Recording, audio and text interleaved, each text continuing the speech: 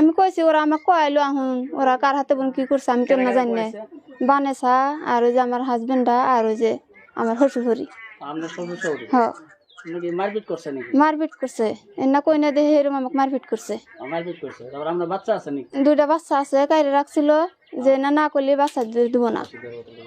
আমার এই বাচ্চার বয়সে আমি সব করছি অগর কইছে কথা হ পরের দিন তো আবার প্রেস মিট করছেন হ্যাঁ